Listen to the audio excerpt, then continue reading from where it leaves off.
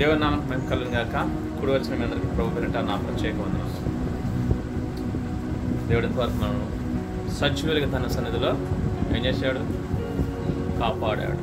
సజీవులుగా తన సన్నిధిలో మనం ఉంచాడు. ఎంతమంది సమయాన్ని చూడలేక ఏం చేశారు? ఈ లోకం వదిలి వెళ్ళిపోయారు, చనిపోయారు. ఈ దేహాన్ని వదిలి, మా సమస్తమును వదిలి కేవలం వారు చేసిన పనులను పట్టుకొని వెళ్ళిపోయారు. వారు పట్టుకెళ్లాల్సిన అవసరం లేదు. వారి వెంట వారి పనులే వెళ్ళిపోతాయని ప్రకటన గ్రంథం 14 కనపడుతుంది. వారి క్రియలు వారి వెంట పోవును. కాబట్టి మనము కూడా రేపటి దినాన ఈ జీవితాన్ని ముగించుకున్నప్పుడు మనము చేసిన మంచి పనులు చెడు పనులు రెండు ఏం చేస్తాయి? మనతో పాటే వస్తాయి. అక్కడ దేవుడు వాటిని బట్టి మనకు తీర్పు తీర్చడం జరుగుతుంది. 2 కొరింథీ పత్రిక 5:10 వచ్చిన ప్రకారం మనమందరమును క్రీస్తు న్యాయపీఠం ఎదుట ప్రత్యక్షం కావాలి. ఎందుకు? మనం చేస్తున్న క్రియలను అప్పగించాలి. ఎవరికి? మనం చేసిన మంచివైనా సరే చెడ్డవైనా సరే. కాబట్టి ఆ పనులు చేసేటప్పుడు దేవుడు ఏం చేస్తాడు? మొదటగా మనకి తెలియపరుస్తాడు ఎలా ఉండాలి, ఏం చేయాలి అనేది వాక్యం ద్వారా మనకి. అవునా కదా? రక్షించబడిన ప్రతి మనిషికి, రక్షణ లేని వారికి ప్రతి మనిషికి కూడా దేవుడు బయలుపరుస్తున్నాడు, చెప్తూ ఉంటున్నాడు ఎలా ఉండాలనేది. సరే, దేవుని వాక్యం ధ్యానం చేసుకుందాం. అపొస్తలుల కార్యగ్రంథములు చూడండి, 2 కొరింథీ పత్రిక చూడండి, 16వ అధ్యాయం. 1 కొరింథీ 16వ అధ్యాయము. 1 కొరింథీ పత్రిక 157 పేజీ నెంబర్. 1 కొరింథీ పత్రిక 9వ వచనం, 16వ అధ్యాయం 9వ వచనం. చదవాలి, తీసినప్పుడు చూడటం కాదు. చదువు చదువు.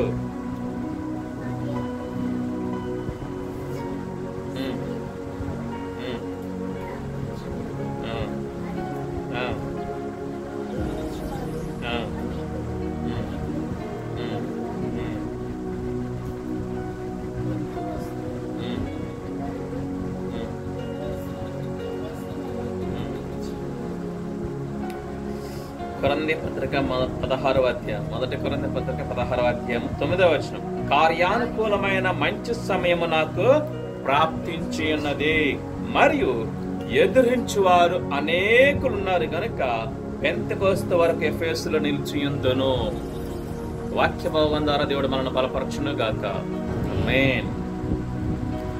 పౌలు గారు రాస్తున్నటువంటి మాట, చక్కటి మాట మనకి ఇక్కడ తెలియపరుస్తుంటున్నాడు. చూడాలి, ఇటు నాకెళ్ళి చూడండి, నా మాటలు ఆలకించండి. దేవుని మాటలు ఇవి, నా మాటలు కాదు, దేవుడు చెప్తున్న మాటలు. కార్యానుకూలమైన మంచి సమయం మనకు ప్రాప్తించింది కదా. కార్యానుకూలమైన మంచి సమయం అంటే అర్థం ఏంటి? మీరు కార్యం చేయడానికి, పని చేయడానికి మంచి సమయము ప్రాప్తించి ఉంది.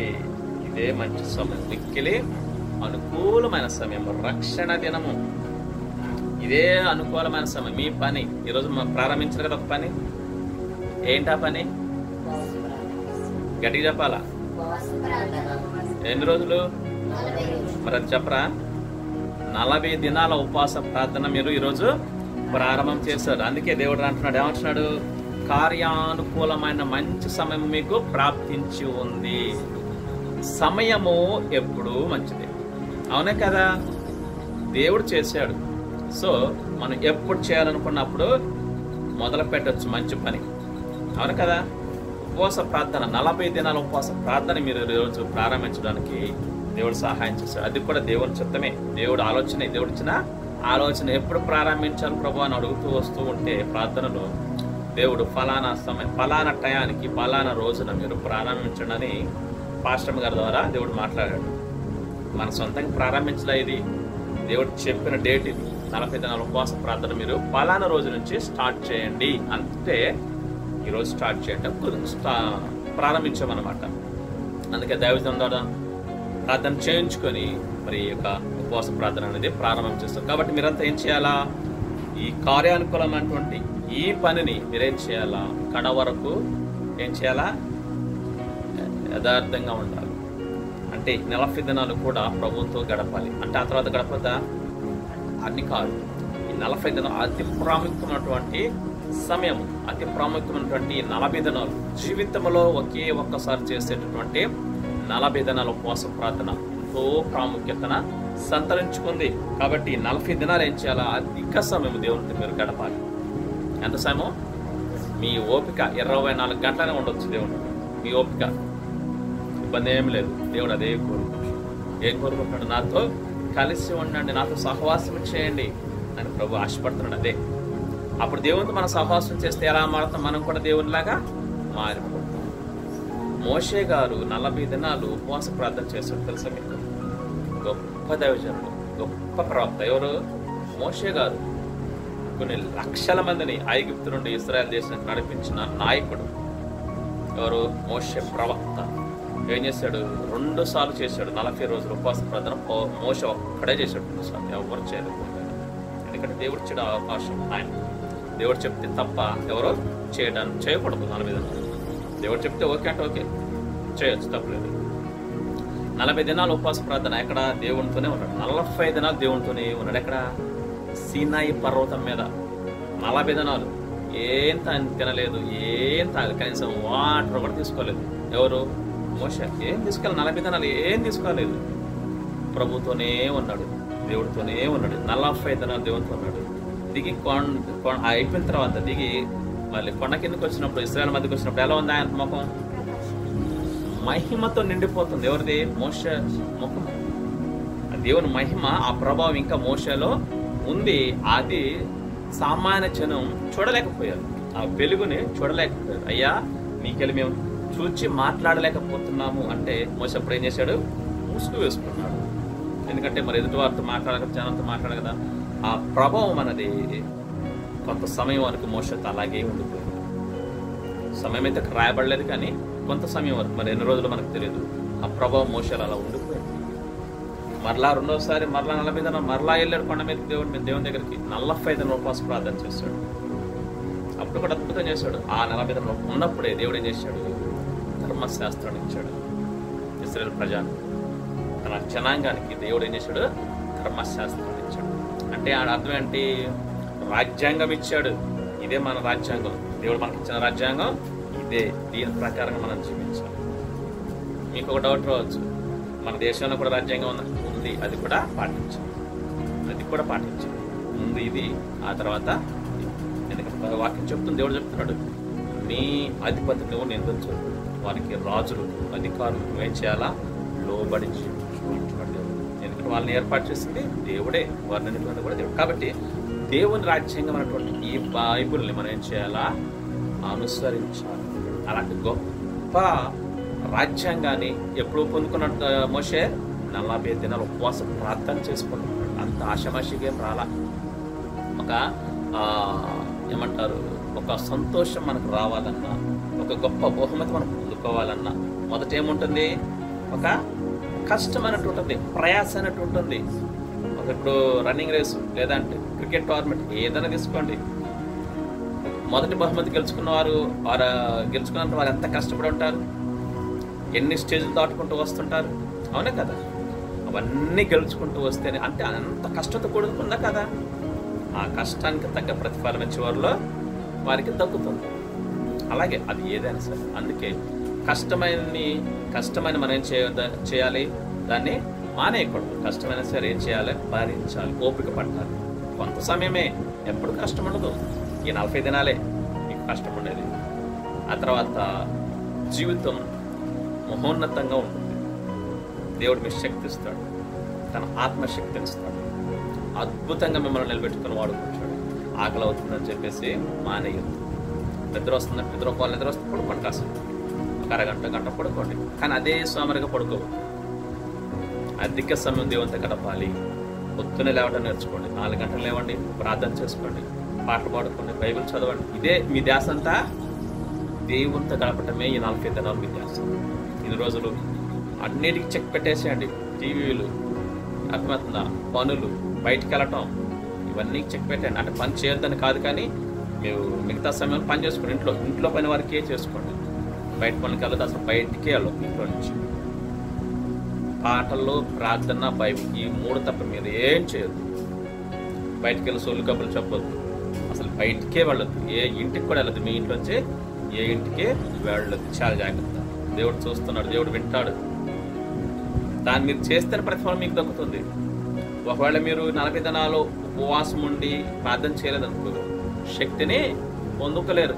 చేయడానికైతే 40 దినాలు పూర్తి చేయవచ్చు, కానీ ఆ శక్తి మీకు రాదు. అందుకే అపొస్తలుల కార్యంలో దేవుడు ఏం చెప్పాడు? మొదటి అధ్యాయంలో మీరు పైనుండి శక్తిని పొందుకునేంత వరకు వేచి ఉండండి అన్నాడు. అంటే వేచి ఉండండి అర్థం ఏంటి? ప్రార్థనలో కనిపెట్టండి అని చెప్పాడు. ప్రభు ఆరోహణం వెళ్ళిపోయేటప్పుడు శిష్యులతోటి చెప్తే వాళ్ళు 120 మంది ఏం చేశారు? మేడగదిలో కనిపెట్టారు. కొన్ని దినాలు కనిపెట్టారు. ప్రార్థనలో, ఉపవాస ప్రార్థనలో కనిపెట్టినప్పుడు తగు సమయం అన్నప్పుడు దేవుడు ఏం చేశాడు? పరిశుద్ధాత్మను వారికి అనుగ్రహించాడు, వారి మీదకి దించాడు. అప్పుడు శక్తిని పొందుకున్నాక వారు ఏం చేసే ఎలా సాక్ష్యం పొందుకున్నారు? వీరు భూలోకాన్ని తల క్రిందులు చేసేవారు ఇక్కడికి కూడా వచ్చారని గొప్ప బిరుదును పొందుకున్నారు. అంటే అర్థమేంటి? తలకించేటువంటి ఏంటి అర్థం? దేవుని పక్షాన్ని నిలబడ్డారు. చీకటిలో ఉన్నటువంటి, పాపంలో ఉన్నటువంటి, అంధకార లోక సంబంధాల నాదుడితో ఉన్నటువంటి ఈ పాపులను ఏం చేశారు? వాళ్ళు రక్షణలోకి నడిపించారు. అది వరకు వ్యతిరేకంగా అనిపించింది. కష్టాలు వచ్చాయి, శ్రమలు వచ్చాయి, అయినా కానీ వారు ఏం చేశారు? భయపడలేదు. కాబట్టి ఇక్కడ మీరు మంచి పని ఈరోజు స్టార్ట్ చేశారు. కాబట్టి ఆగక కొనసాగిపోండి. కడ వరకు 40 దినాలు పూర్తయ్యేంత వరకు. 41వ దినాన మనకు ఏముంటుంది? ఉపవాస ప్రార్థన ముగింపు కూడిక ఉంటుంది. అది అయ్యేంత వరకు మీరు ఓపిక పట్టాలి. అది అయినప్పుడు మీరు మళ్ళీ భోజనం చేయొచ్చు. ఓకేనా? అంతవరకు ఓపిక పట్టండి. మీకు ఏమైనా ఇబ్బంది కలుగుద్ది. ఇది హెల్త్ పరంగా కడుపు నొప్పి కానీ, లేకపోతే ఇంకేదైనా మోషన్స్ కానీ అయినప్పుడు మీరు భయపడద్దు. ఏదైనా ఉంటే నాకు చెప్పండి, దైవజనం చూసి చెప్తాం, ప్రార్థన చేస్తారు. మీ ప్రార్థన మీకు తోడుగా కాపరుల ప్రార్థన, దైవజనుల ప్రార్థన, మన వెనక సంఘాల ప్రార్థన ఉన్నాయి. కాబట్టి భయపడద్దు. అపవాది ఏం చేస్తాడు? ఇందాక అయ్యగారు చెప్పారు కదా, ఉపవాస ప్రార్థన అంటే అర్థం ఏంటి? నిద్రపోతున్నటువంటి అపవాదిని లేపి యుద్ధానికి రా, తేల్చుకున్నా నువ్వా నేనా అన్నట్టు. అంటే నిద్రపోతున్న సింహాన్ని లేపుతున్నట్టు అర్థం. లేపినట్టే. మీరు ఎప్పుడైతే 40 దిన ఉపవాస ప్రార్థన అనుకున్నారో పలానా రోజుల నుంచి ఆశ్రమ గారికి స్టార్ట్ అయింది. అందుకే చూడ ఎలా ఉంది పరిస్థితి కదా. ఆయన 40 పూర్తయ్యేంత వరకు ఏదో ఒకటి తీసుకొస్తూనే ఉంటాడు. అందుకే ఇక్కడ రాయించి పెట్టాడు. దేవుడు అంటున్నాడు, మరియు ఎదురించేవారు అనేకులున్నారు. అర్థమవుతుందా? మీ కార్యాన్ని ఆటంకపరచడానికి, మిమ్మల్ని దాన్ని తొలగించడానికి, చెయ్యనివ్వకుండా ఆపడానికి అపవాది ఏం చేస్తున్నాడు? ఎదిరించేవారు ఎంతమంది ఉన్నారంట? అనేకులు. ఒక్కళ్ళు కాదు, అనేకులు ఉన్నారు. ఎవరా అనేకులు? ఆకాశం నుంచి ఊడిపడ్డటువంటి దురాత్మల సమూహం, అపవాది సైన్యం ఏం చేస్తుంది? ఇప్పుడు మీ మీదే ఉంటుంది. నిద్ర, టీవీ, తర్వాత ఆకలి, తర్వాత కడుపులో నొప్పి, ఇంకేదైనా ఎగ్జాంపుల్ మాత్రం చెప్తున్నా, నాకు గుర్తొచ్చింది చెప్తున్నా. ఇంకా అనేక రకాలుగా ఫ్రెండ్స్, బంధువులు, చివరికి మీ తల్లిదండ్రులు కూడా ఒక్కోసారి సహకరించకపోవచ్చు. కానీ భయపడదు. కన్నీటితో దేవుడిని అడగండి. ఒక్కటే ప్రభు పాదాలు పట్టుకోండి. కానీ భయపడొద్దు, ఆపేయొద్దు. దయచేసి ఆపటం చేయొద్దు. ఎందుకంటే వచ్చిన అవకాశాన్ని దేవుడు చెప్పిన సమయం కాబట్టి ఈ రోజు నుంచి దేవుడు చూసుకుంటాడు. కొంచెం కష్టంగానే ఉంటుంది, నేను కాదనట్లేదు, ఇబ్బందిగానే ఉంటుంది. అయినా సరే మీరు ఓపిక పట్టడం నేర్చుకోండి. ఇప్పుడు నేర్చుకుంటే, ఇప్పుడు నిలబడగలిగితే మీరు భవిష్యత్తు అంతా దేవుని చేతిలో ఉంటారు. ఆ తర్వాత భవిష్యత్తు అంతా దేవుడు చూసుకుంటాడు, మీకు శక్తినిస్తాడు. ఇందాక నేను చెప్పాను కదా, అపవాదిని ఎదిరించే శక్తి మీకు ఇస్తాడు దేవుడు.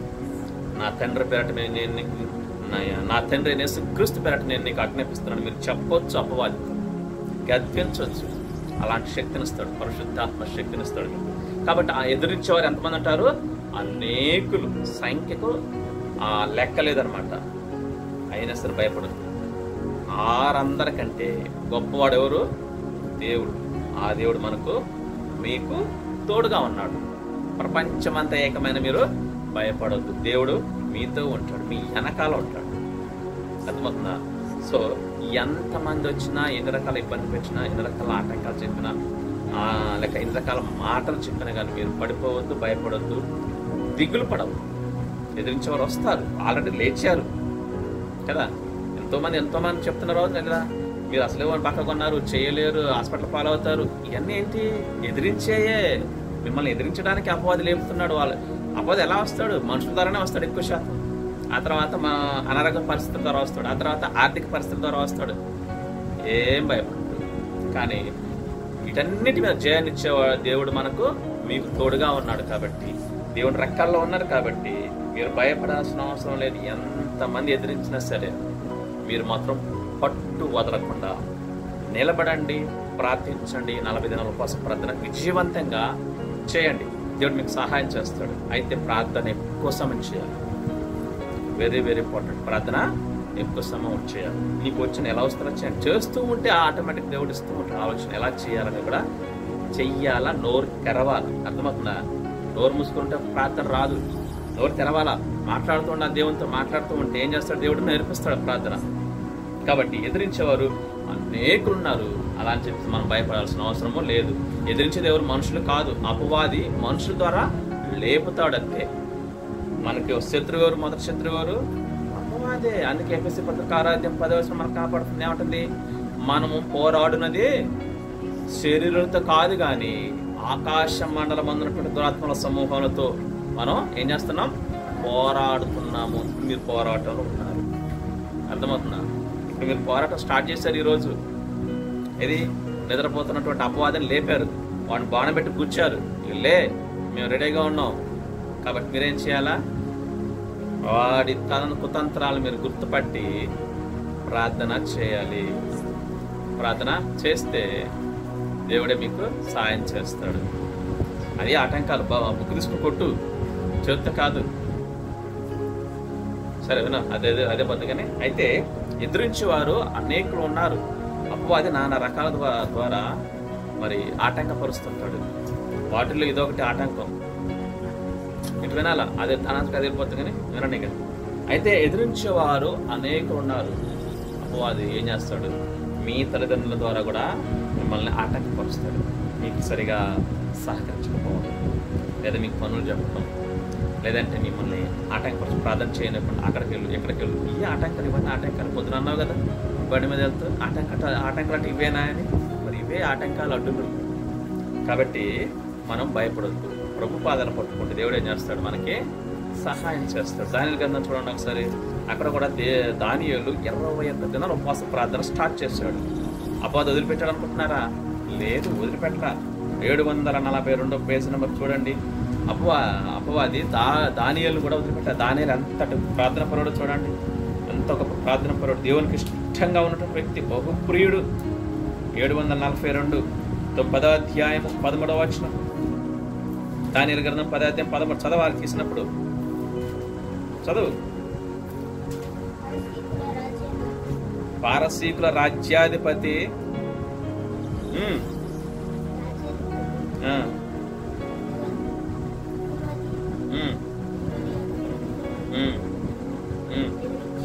పారసీకుల రాజ్యాధిపతి 21 దినములు నన్ను ఎదిరించెను.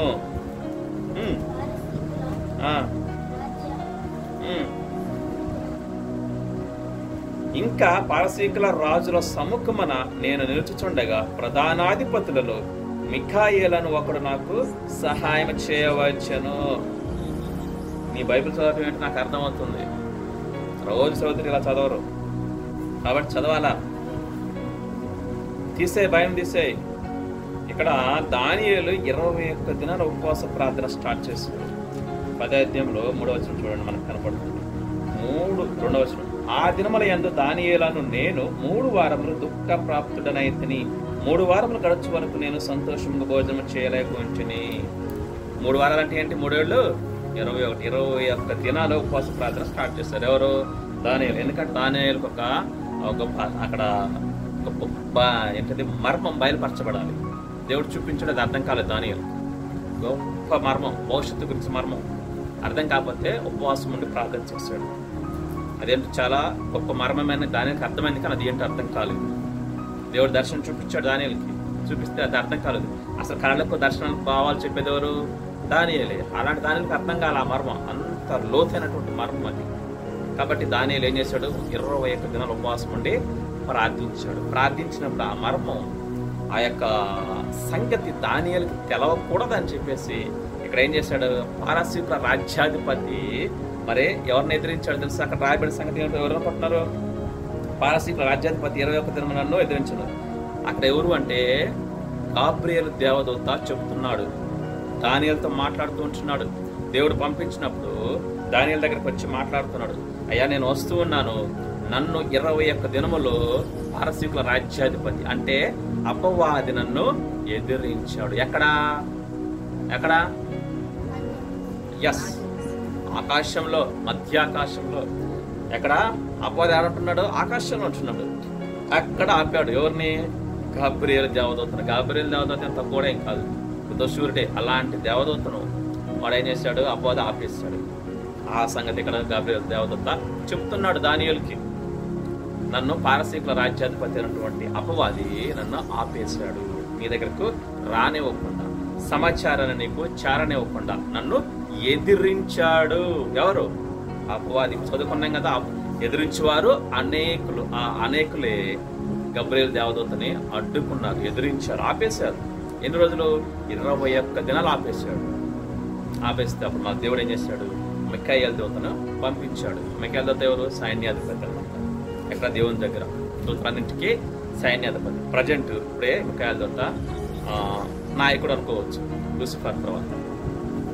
ఆ మిఖాయేలు దూత వచ్చి ఇద్దరు కలిసి అప్పుడు మరలా ఆ అపవాదిని ఎదిరించి మరలా ఈ గాబ్రియేలు దూత భూమి మీదకి వచ్చి దానియేలుకి ఈ విషయాలన్నీ తెలియపరిచాడు. మరలా అంటాడు, ఏమంటాడు చూడండి ఇంకొక వచనం, దానియేలు నువ్వు బహుప్రియుడవు. 20వ వచనం, అతడు నేనెందుకు నీ యొద్దకు వచ్చితునో అది నీకు తెలిసినది కదా, నేను పారసీకుడకు అధిపతితో యుద్ధము చేయటకు మరలా పోయేదను. చూడండి, మరలా వెళ్ళాలంటే ఆ అపవాదిని ఎదిరించాలి, ఎందుకంటే మన పరలోకానికి వెళ్ళాలి కదా, మధ్యలోనే ఉన్నాడు. సో అపవాదిని మరలా ఎదిరించి అపవాదితో యుద్ధం చేసి అపవాది మీద గెలిచి ఏం చేయాలా? మరలా పరలోకానికి వెళ్ళిపోవాలి. కాబట్టి ఈ మంచి పని మీరు ప్రారంభించారు. ఏంటది? 40 దినాల కోసం ప్రార్థన ప్రారంభం చేశారంటే ఆశమాష కాదు. అలా అని చెప్పేసి మీరు భయపడవద్దు. ప్రభు పాదాలు పట్టుకోండి. అర్థమేంటి? అధిక సమయం ప్రార్థన చేయండి, లేకపోతే మీరు చేసిందంతా వృధా అయిపోతుంది, కడుపు మార్చుకున్నట్టు అవుతుంది తప్ప శక్తిని పొందుకోలేరు. 40 దినాల కోసం ఉంటున్నాం అంటే అర్థం ఏంటి? దేవుని శక్తిని మనము పొందుకోవడం కోసం, దేవుని సాన్నిహిత్యాన్ని మనము కలిగి ఉండటం కోసం, దేవునితో బంధాన్ని దృఢం చేసుకోవడం కోసం, అవునా కదా? దేవుని స్వరాన్ని రోజు వినడం కోసం, దేవుణ్ణి ఈ కళ్ళతో చూడటం లేదా ఆత్మీయతలతో చూడటం మనకు అవసరం. అబ్రహాం పాస్టర్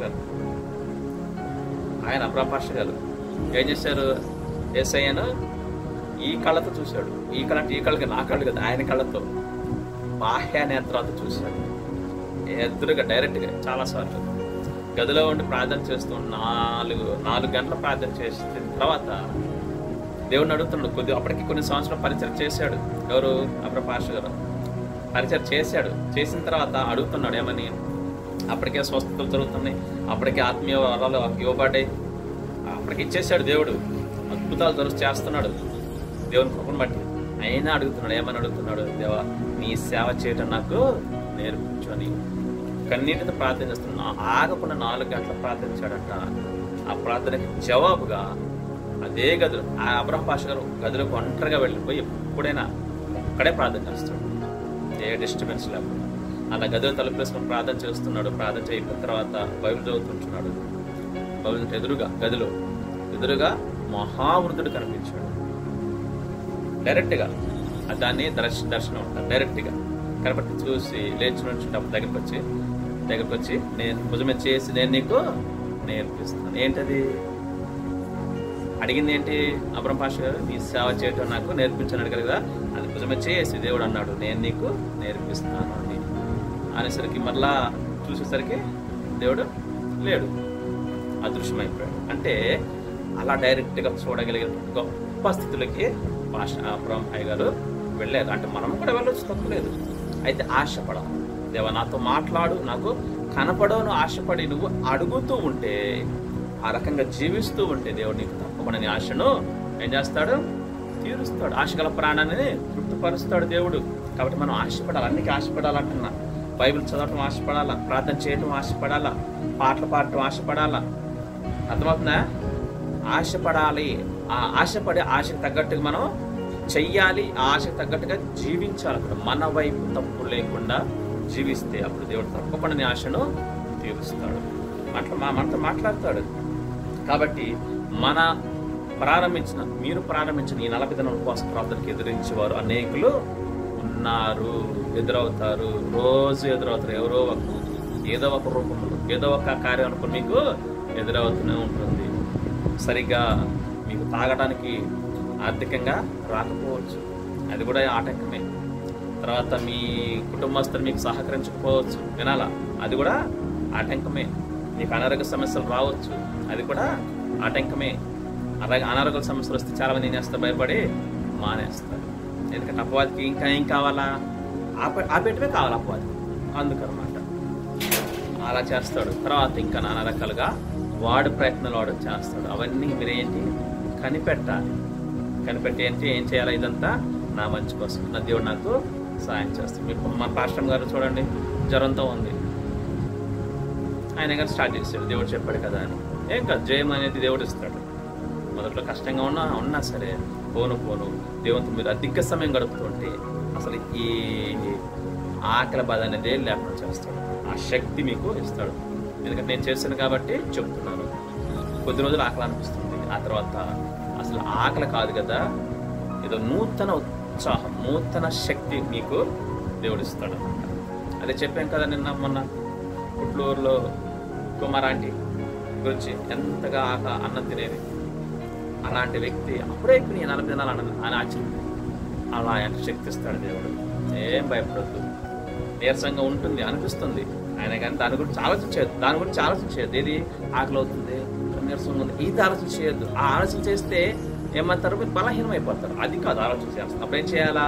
వాక్యాన్ని చదవండి, ప్రార్థన చేసుకోండి, పాటలు పాడుకోండి. వీటి మూడింటి మీద మీ ధ్యాస ఉంటే ఇది మర్చిపోతారు, ఈ ఆకలి సంగతి మర్చిపోతారు. అలా అని చెప్పేసి ఎక్కువగా మీరు తాగాలి. ఏంటది? నిమ్మరసం, మజ్జిగ, కొబ్బరి బొండాలు తాగండి, తీసుకోండి. వెంటనే తాగండి, ఎక్కువ తాగండి. ఆరోగ్యం కూడా మనం కాపాడుకోవాలి కాబట్టి తాగండి. కాబట్టి గమనించండి, ఎదిరించేవారు అనేకులు ఉన్నారు. వారు ఏం చేస్తారంట?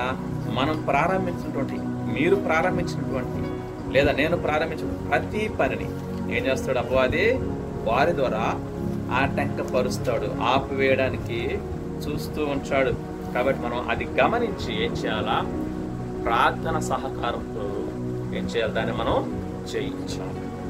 అపవాది ఊరుకోడు అనమాట, నానా రకాలుగా ప్రయత్నం చేస్తాడు. ఇప్పుడు ఆల్రెడీ స్టార్ట్ చేశాడు. మీ యొక్క బంధువుల ద్వారా, స్నేహితుల ద్వారా, ఇరిగింటి వారి ద్వారా, పొరుగింటి వారి ద్వారా. ఒక రోజు తినవచ్చు కదా, వారానికి తినవచ్చు కదా, ఇవన్నీ ఆటంకాలే. మరి మోషే దేవుని దగ్గర ఉన్నప్పుడు ఏమైనా తిన్నాడా? కనీసం పచ్చి మంచినీళ్ళు కూడా తాగలేదు. ఆయనే కాదు, నేను పట్టణస్తులు 3 దినాల ఉపవాసం ఉన్నారు, ఏమైనా తాగారా? మంచినీళ్ళు కూడా తాగలేదు.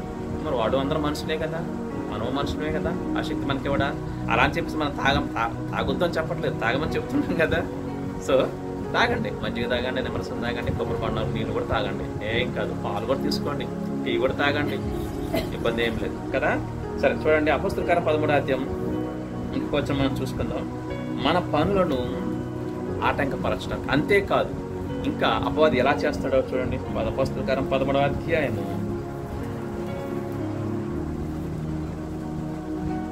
8 నుంచి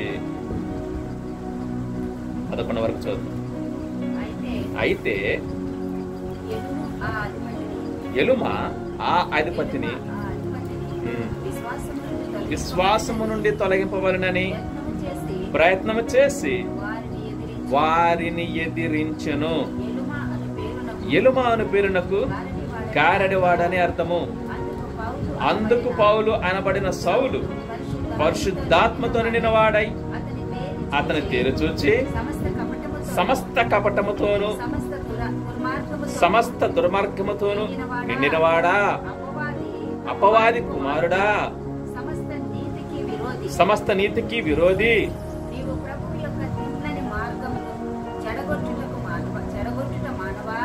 ప్రభువు యొక్క తిన్నని మార్గములు చెడగొట్టుట మానవా. ఇదిగో ప్రభువు తన చెయ్యి నీ మీద ఎత్తి ఉన్నాడు, నీవు కొంతకాలం గుడ్డివాడవై సూర్యుని చూడకుందావని చెప్పాను. వెంటనే మబ్బును చీకటియు అతని కమ్మని కనుక అతడు తిరుగుచు ఎవరైనా చేయి పట్టుకొని నడిపింతురా అని వెతుకుచుండెను. అంతటా ఆ అధిపతి జరిగిన దానిని చూచి ప్రభు బోధకు ఆశ్చర్యపడి విశ్వసించెను. చూశారు ఎక్కడ పౌలు గారు మరి ఒక పట్టణానికి వెళ్ళాడు. పాపు అనే ఊరికి వచ్చినప్పుడు అక్కడ పౌలు వాక్య పరిచయం చేసి ఒక అధిపతిని, ఎవరో అధికారి, ఆయన్ని ప్రభు సన్నిధికి నడిపిస్తే ఎదిరించేవాడు లేచాడా లేదా? మీకు అర్థమైందా? చదివిన భాగం అర్థమైందా? చెప్తానండి. ఆ పౌలు గారు ఆ అధిపతిని, ఎవరు ఆ అధిపతి పేరు బహుశా లేదనుకుంటా, అతని పేరు బర్యేసు అనేటువంటి అధిపతి ఏం చేశాడంటే పౌలు మాటలు విని దేవుని విశ్వసించాడు, యేసయ్యను విశ్వసించాడు. అపవాది ఊరుకున్నాడా? ఊరుకలు ఏం చేశాడు? అతడి సైన్యాన్ని లేపాడు. మనిషినే, అతనికి అనుకూలమైన వ్యక్తిని లేపాడు. ఎలుమా అనే వ్యక్తిని ఏం చేశాడు? లేపాడు. ఎవరికి వ్యతిరేకంగా? పౌలుకి వ్యతిరేకంగా ఎదిరించాడు. పౌల్ని డైరెక్ట్గా ఎదిరించి ఆ అధిపతిని విశ్వాసం నుంచి తొలగించాలని ప్రయత్నం చేసి ఏం చేశాడు? అతన్ని కూడా నరకానికి లాక్కెళ్ళిపోవాలని అపవాది ఇదంతా ప్రయత్నం, అంటే దేవుని నుంచి దూరం చేయాలని, విశ్వాసం నుంచి ఆ అధిపతిని తప్పించాలి అని చెప్పేసి పౌలు గారిని ఎదిరించాడు. గట్టిగా ఎదిరిస్తే అప్పుడు ఏమంటున్నాడు పౌలు? కోపం వచ్చింది. ఎందుకంటే ఆల్రెడీ అతను నమ్ముకున్నాడు, అధిపతి ప్రభువుని అంగీకరించాడు. కోపం వచ్చి పరిశుద్ధాత్మతో నిన్నుకున్న వ్యక్తి కదా ఎవరు? పౌలు గారు. దైవజనుడు పౌలు పరిశుద్ధాత్మ పొందుకున్న వ్యక్తి కదా. ఏం చేశాడు? అక్కడ శపిస్తున్నాడు అనమాట. సమస్త కపటముతో నిండినవాడా, సమస్త దుర్మార్గముతో నిండినవాడా,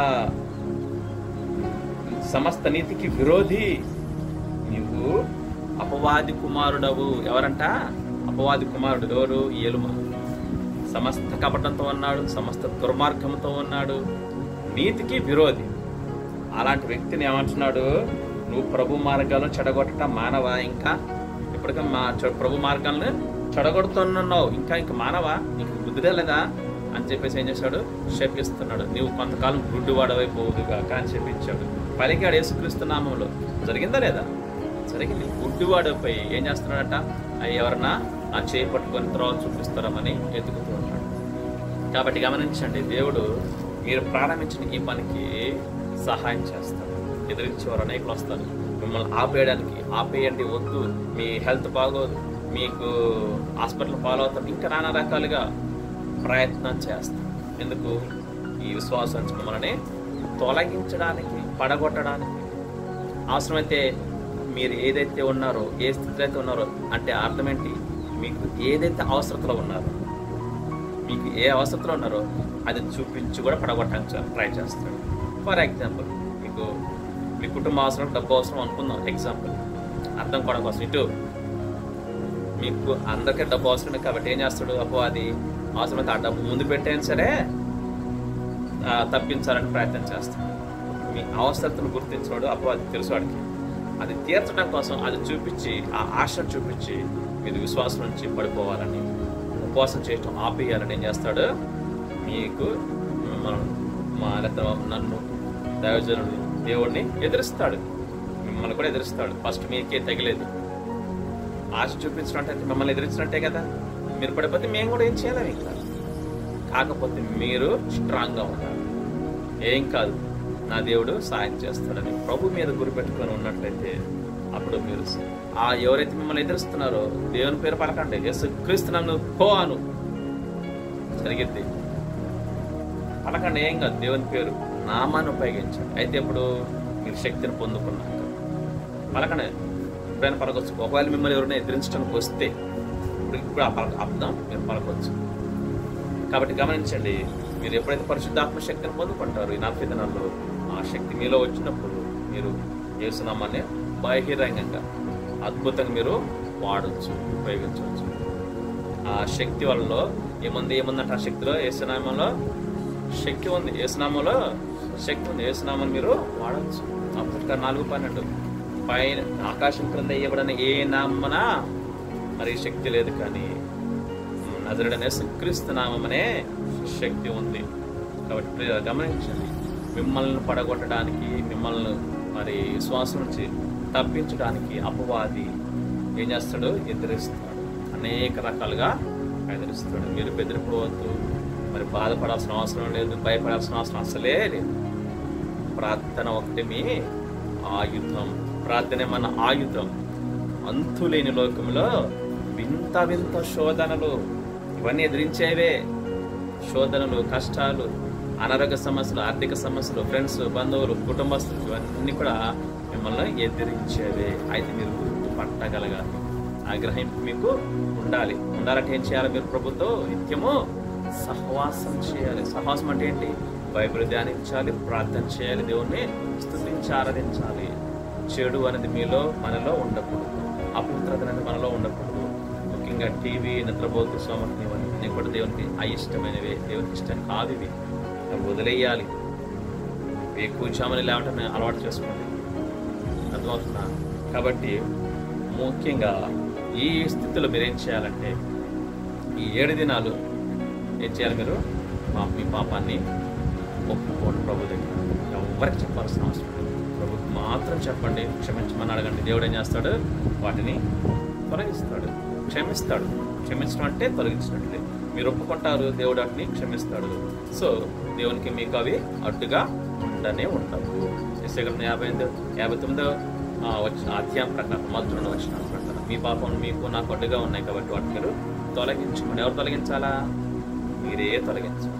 అంటే ఒప్పుకోవాలి. ఒక్కొక్కటిగా ఈ 7 రోజులు అవకాశం ఉంటుంది కాబట్టి ఈ 7 రోజులు ప్రతిది పుట్టిన దగ్గర నుంచి, అంటే మీకు జ్ఞాపకం ఉన్నప్పటి నుంచి ఇప్పటి వరకు ఎవరైనా తిట్టినా, చెడుగా ఆలోచించినా, చెడు పనులు చేసినా, కూతురు మాట్లాడినా, దొంగతనం చేసినా, ఇంకేం చేసినా అవన్నీ ఏంటి? ఒక్కొక్కటిగా ఒప్పుకోండి.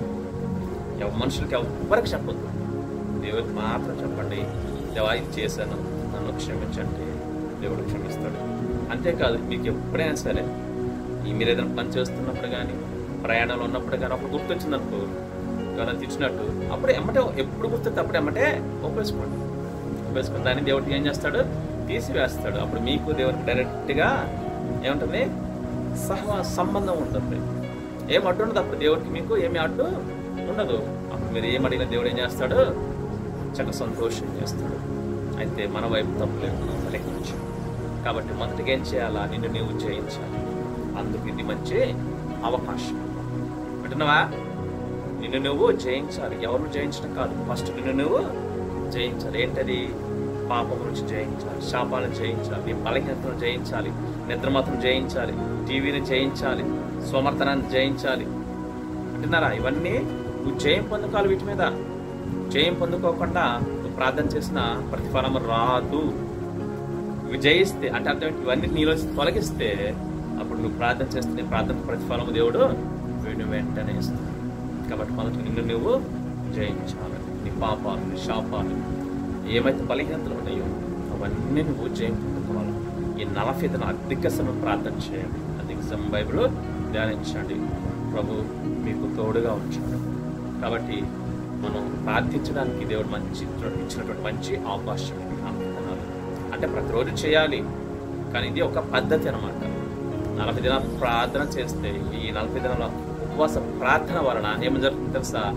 నీ మీద, నీ కుటుంబం మీద, నీ వంశ పారంపర్యంగా ఉన్న అపవాది శాపాలని అవన్నీ నీ దేవుడు ఏం చేస్తాడు? నువ్వు ఒప్పుకుంటావు కాబట్టి దేవుడు తీసేస్తాడు. అంటే 7 రోజులు నువ్వు నీకు సంబంధించి ఒప్పుకోవాలి. ఆ తర్వాత 7 రోజులు ఏం ఒప్పుకోవాలో చెప్తాము. ఆ తర్వాత 7 రోజులు ఏం ఒప్పుకోవాలో చెప్తాము. 21 రోజులు ఒప్పుకోవటాలే ఉంటుంది అనమాట. అర్థమవుతుందా? 7 దినాలు కూడా కేవలం నువ్వు చేసినవి మాత్రం ఒప్పుకోవాలి. ఆ తర్వాత 7 దినాలు మీ తల్లిదండ్రులు చేసిన ఒప్పుకోవాలి. ఆ తర్వాత 7 దినాలు మీ వంశం ఎవరైతే ఉన్నారో అవన్నీ ఒప్పుకోవాలి. ఇది 40 దినాల కోసం ప్రార్థన అంటే చాలా గొప్ప జయాన్ని ఇస్తుంది. అందుకే నువ్వు మొదటిగా జయించాలి. వంశపారంగా వస్తున్నటువంటి ఈ యొక్క శాపాలు మీకు అడ్డుగా ఉండటం వలన ఇంట్లో అనేకమైన ఏమంటారు పరిస్థితులు భయంకరంగా ఉంటాయి, చాలా ప్రతి మనిషికి ఉంటాయి. అందుకే తాగుడు బానిస కావచ్చు, అనారోగ్య సమస్యలు కావచ్చు, ఆర్థిక సమస్యలు కావచ్చు, సమాధానం లేకపోవడం కావచ్చు, సంతోషం ప్రేమ లేకపోవడం కావచ్చు, ఇంకా భయంకరమైన పరిస్థితులు. అంటే కారణం ఏంటనుకుంటున్నారు? తాతల తండ్రులు చేసినటువంటి పాపాలు దోషాలు కారణమే. బైబిల్ చెప్తుంది ఏంటంట, తండ్రుల దోషములు కుమారుల మీదకిని, కుమారుల మీదకిని 3-4 తరముల వరకు వస్తుంది. అందుకే విలాప గ్రంథం 5:14 అనుకుంటా, మా తండ్రులు పాపం చేసి గతించిపోయారు, మేము వారి దోష శిక్షను అనుభవిస్తున్నాము అని రాయబడింది. అంటే అర్థం ఏంటి? మీ నాన్నగారు, మీ తాతగారు, ఆ తాతగారు, ముత్తాతగారు వాళ్ళు చేసినవన్నీ కూడా నీ మీదకి ఉంటాయి అన్నమాట. అవి తీసేసుకుంటేనే అప్పుడు దేవుడు ఏం చేస్తాడు? వాటిని అడ్డు కట్టేసేస్తాడు. ఆ శాపానిక పని చేయదు మీద. ఎప్పుడు మీరు 40 దినాల ఉపవాసం ప్రార్థనలు ఒప్పుకున్నప్పుడు స్టెప్ బై మీరు ఒప్పుకోవాలి. 7 దినాలు నీ కోసం, 7 దినాలు నీ తల్లిదండ్రుల కోసం, ఆ తర్వాత 7 దినాలు మీ తాత ముత్తాతలు వంశస్థులు ఒప్పుకోవటం వల్ల దేవుడు ఏం చేస్తాడు? వాటన్నింటినీ తొలగించి వేస్తాడు. ఈ 40 దినాల ఉపవాసం పడతాం మెయిన్ అందుకే అనమాట. అది ఆ తర్వాత పరిస్థితులు ఎప్పుడు అయిపోయిన తర్వాత నిదానంగా దేవుడు అనే పరిస్థితులన్నీ మార్చేస్తాడు. 21 దినాల ఉపవాస ప్రార్థన, ప్రాంతం మీద జయం. అంటే ఈ ప్రాంతం మీద మనం ఉంటున్నాం కదా, ఈ ప్రాంతం మనం ఉంటున్నాం కదా, ఈ ప్రాంతం మీద జయం మనం పొందుకోవడం కోసం 21 దినాల ఉపవాస ప్రార్థన. ఎందుకంటే ప్రాంతం మీద ఏముంటాయి? దురాత్మల సమూహం ఉంటుంది, వాటిని జయం పొందుకోవాలి. 14 రోజుల ఉపవాస ప్రార్థన. అది ఎందుకంటే రాబోయే శోధన కాలంలో మనం తప్పించబడడం కోసం, అంటే జయం పొందుకోవడం కోసం. 7 దినాలు నీ కుటుంబం కోసం, 3 దినాలు నీ 7 దినాలు నీ వంశం కోసం, 3 దినాలు నీ కుటుంబంలో, 1 దినం నీ కోసం. ఇలా ఒక్కొక్క దానికి ఒక్కొక్క ఏమంటారు ఒక విషయం ఉంటుంది అనమాట. అందుకే ఒక పద్ధతి ప్రకారం ఉపవాస ప్రార్థన అంటూ చేస్తున్నాము.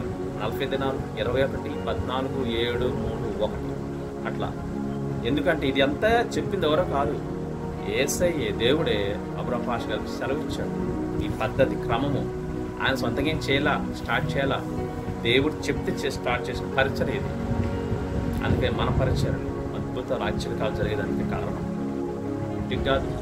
ప్రతి మనిషి దేవుడితో డైరెక్ట్ డీలింగ్ ఉంటుంది అనమాట. విశ్వాసం, మన సహవాసాలు.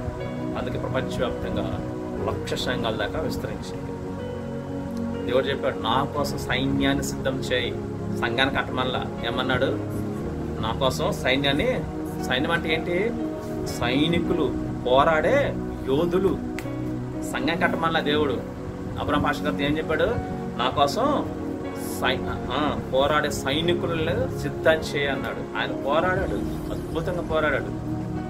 అపవాదితో చనిపోయిన వాళ్ళ సహితం లేపాడు, ఎంతో మంది లేపాడు. హైదరాబాదు, సికింద్రాబాద్ 2 సిటీస్ కూడా పాస్టర్ గారికి వ్యతిరేకమైనప్పటికీ కూడా ఆయన భయపడలేదు. పోలీసులు పెద్ద వాళ్ళే ఆయనకు వ్యతిరేకంగా వచ్చారు. ఆయన కానీ అబ్రహాం పాస్టర్ గారు భయపడలేదు. భయంకర పరిస్థితి దేవుడు చేశాడు, కాపాడుకోవచ్చు. కాబట్టి మనం కూడా ఏం చేయాలా? ఈ యొక్క ఆ వారసత్వాన్ని మనం తీసుకున్నాం, అవునా కదా? ఆ వారసత్వానికి మనం వచ్చాం, సైనికుల వారసత్వానికి మనం వచ్చాం. అబ్రహాం గారి వారసత్వం మనకి ఇప్పుడు మన మీద ఉంది. మనం కూడా అలాగా జయం పొందుకుంటూ వెళ్ళాలి ముందుకి. ఆ రీతిగా దేవుడు మనకు మరి సహాయం చేసి నడిపిస్తాడు. ఆయన పరిచయలో నిలబడగలిగితే, ఆయన వారసత్వాన్ని మనం పుణుకుని ముందుకు అడుగులు వేస్తే దేవుడు మనకు గొప్ప జయాన్ని అనేది ఇస్తాడు. కాబట్టి ఈ 40 దినాలు కూడా మీరు ఏం చేయాలా? 40 దినాల ఉపవాస ప్రార్థనలో అధిక సమయం దేవునితో మీరు గడపాల, ప్రార్థన చేయాలా, వాక్యాన్ని ధ్యానించాలి, వాక్యానుసారంగా మీరు జీవించాలి, దేవుని స్తుతించాలి, ఆరాధించాలి. ఓకేనా? ఆ రీతిగా చేస్తే దేవుడు ఏం చేస్తాడు? తన శక్తిని మీకు ఇస్తాడు. అప్పుడు మీరు అపవాదిని ఈజీగా ఎదిరించవచ్చు. శక్తి లేకుండా అపవాదిని ఎదిరించలేదు. ఎవరైనా సరే, నేనైనా మీరైనా ఏం చేయాలి? మొదటిగా దేవుని శక్తిని అనేది పొందుకోవాలి. పరిశుద్ధాత్మ శక్తిని ఎవరైతే పొందుకుంటారో అపవాదిపై జయము కలుగుతుంది. మాటతో సెలవిస్తే సార్ అపవాది ఏం చేస్తాడు? పారిపోతాడు. అందుకే యాకోబు గ్రంథంలో ఏం చెప్పాడు? యాకోబు పత్రిక ఏం చెప్పాడు? దేవునికి లోబడి ఉండండి, అపవాదిని ఎదిరించండి, అప్పుడు వాడి మీద ఉండి పారిపోతాడు. అది ఇంకో చోట అయితే ఏమంది? సామెతల్లో ఎవడో తరమకుండా దుష్టుడు పారిపోతాడు. అంటే ఇప్పుడు నువ్వు కరెక్ట్గా ఉండి ఈ పరిశుద్ధాత్మను పొందుకుంటే, పరిశుద్ధాత్మ శక్తిని నువ్వు పొందుకుంటే నిన్ను చూసి అపవాది ఏం చేస్తాడు? పారిపోతాడు, నీ దగ్గరికి రాలేడు. అలాంటి శక్తిని పొందుకోవడం ఇది మీకు మంచి అవకాశం 40 దినాలు. కాబట్టి ఈ 40 దినాల ఉపవాస ప్రార్థన మీరు ఎగతాళిగాను లేకపోతే ఆషామాషిగాను పరిహాసంగాను మీరు తీసుకోవద్దు. నిర్లక్ష్యం అస్సలే వద్దు. చాలా జాగ్రత్త. ఏంటి? నిర్లక్ష్యం వద్దు. ఏదో మామూలు రోజు ప్రార్థన అట్లా అస్సలు అనుకోవద్దు. Very very important. లైఫ్లో ఒకసారి చేసేటటువంటి 40 దినాల ఉపవాస ప్రార్థన మన లైఫ్లో మళ్ళీ రాది అవకాశం. కాబట్టి చాలా జాగ్రత్త. అధిక సమయం ప్రార్థన చేసుకోండి, అధిక సమయం బైబిల్ ధ్యానించండి, అధిక సమయము మరి ఏం చేయాలా? దేవుని స్థుతించాలి, దేవునితో అడుగులు వేయాలి, గుర్తుపట్టి అడుగులు వేయాలి. అది చాలా అవసరం. గ్రహింపు అవసరం మనకు. అపవాది తంత్రాలు మనం గుర్తించాలంటే ఏం చేయాలా? గ్రహింపు అనేది అవసరం. ఎవరి ద్వారా ఎలా వస్తాడో మనకు తెలియదు, మనం గ్రహించగలగాలి. ఇది అపవాద శోధన అని ఎప్పుడు నీకు అర్థమవుతుంది? ఆ గ్రహింపు ఉన్నప్పుడు, ఆత్మీయ గ్రహింపు ఉన్నప్పుడు. సరే, ఆ రీతికి మనకి దేవుడు సహాయం చేసి నడిపించండి కాక. ప్రార్థన చేసుకుందాం. మోకరించండి, ప్రార్థన చేసుకుందాం. ఈ 40 దిన ఉపవాస ప్రార్థన మీకు దేవుడు చేయమించి నడిపిస్తాడు.